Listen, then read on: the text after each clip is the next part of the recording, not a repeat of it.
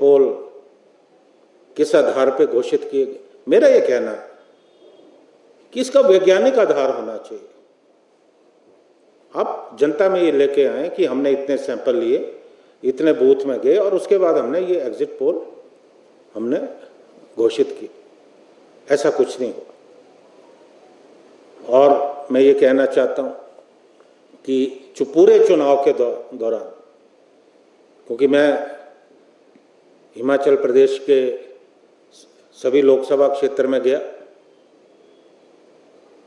मैं हिमाचल से बाहर भी गया, कहीं भी जनता में मैंने भारतीय जनता पार्टी के प्रति उत्साह नहीं देखा। मैंने अपने क्षेत्र का तो पूरी पंचायतों का दौरा किया और जो मुद्दे इन चुनावों में विपक्षी गठबंधन ने उठाए उनका असर बराबर नजर आ रहा था। चाहे बेरोजगारी को लेकर बात हो कि आज जो है 70 करोड़ बेरोजगार, और हमारा जो कांगड़ा और हमीरपुर है वहां तो अग्निवीर को लेकर जो युवा हैं उनमें बहुत ज्यादा आक्रोश था कि 4 साल में आप 10-11 लाख की राशि देकर रिटायर कर रहे हो। बहुत ज्यादा रोष हमने वहां देखा। महंगाई को लेकर था और जो बुद्धिजीवी वर्ग है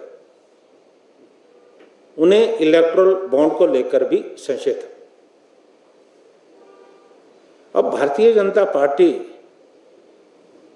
कौन से मुद्दों पे चुनाव लड़ रही थी, इस बात की हमें हैरानी है। ये बात सही है कि भारतीय जनता पार्टी ने देश में एक सांप्रदायिक ध्रुवीकरण का प्रयास किया, भाई को भाई से लड़ाने की बात की। चाहे देश के प्रधानमंत्री श्री नरेंद्र मोदी हों या भारतीय जनता पार्टी के तमाम जो वरिष्ठ नेता, मुद्दों पे उन्होंने चर्चा नहीं की। राहुल गांधी पर छीटाकशी, विपक्ष के जो और नेता हैं उन पे छीटाकशी, व्यक्तिगत आरोप। मुझे लगता है कि किसी भी लोकतंत्र में चुनाव मुद्दों पे होते हैं।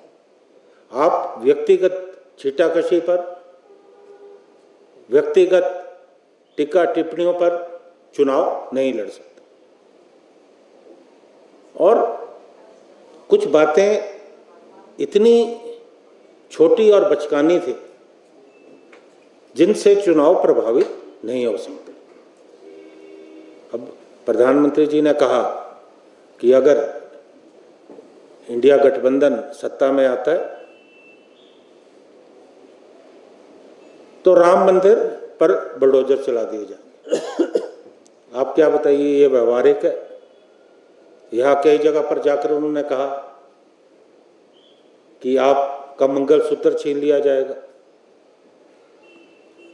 किसानों को कहा कि आपके घर में जो ये भैंस है ये उठाकर जो है मुसलमानों को दी जाएगी। कुल मिलाकर इतनी छोटी बातें और इतना बड़ा लोकतंत्र, आज भारत का लोकतंत्र दुनिया में जो बड़े बड़े लोकतांत्रिक देश हैं उनके बराबर।